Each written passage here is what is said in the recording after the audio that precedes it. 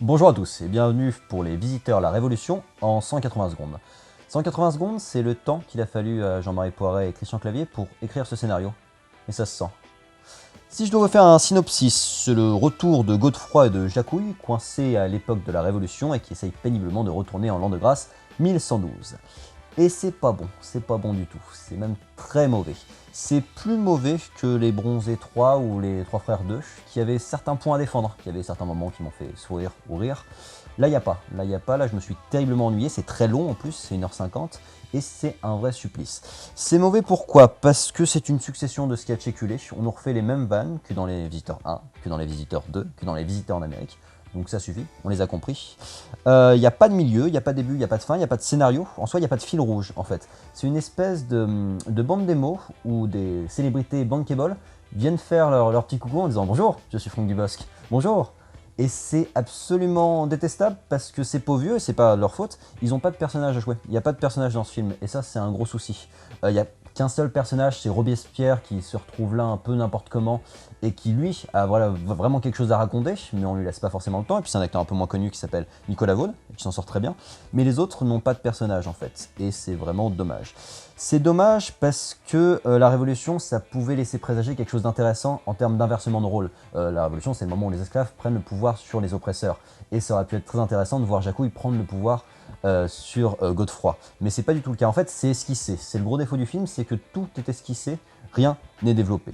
On a même, voilà, quelque chose que je déteste, un cliffhanger de fin qui annonce c'est un Visiteur 4.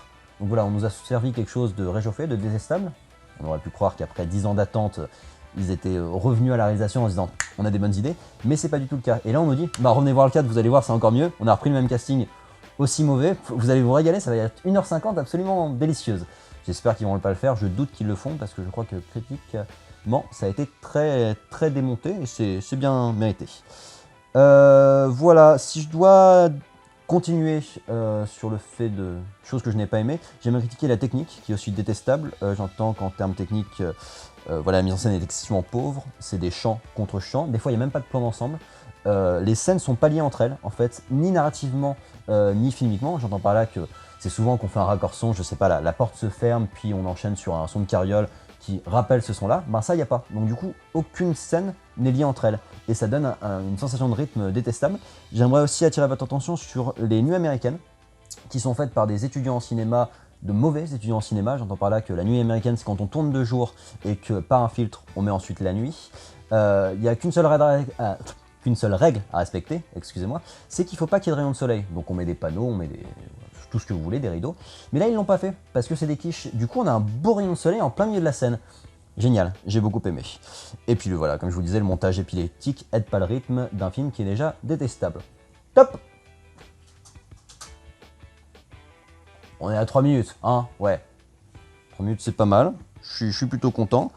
Est-ce que je vais retourner dans les couloirs du temps pour refaire une chronique? Je sais pas. En tout cas, je vais pas retourner dans les couloirs du temps pour revoir ce Visiteur à la Révolution, ou peut-être pour l'oublier. Ouais, quelque chose du genre.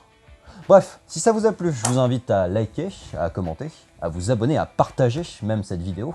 Et je vous donne rendez-vous sur notre chaîne YouTube pour consulter d'autres chroniques en 180 secondes.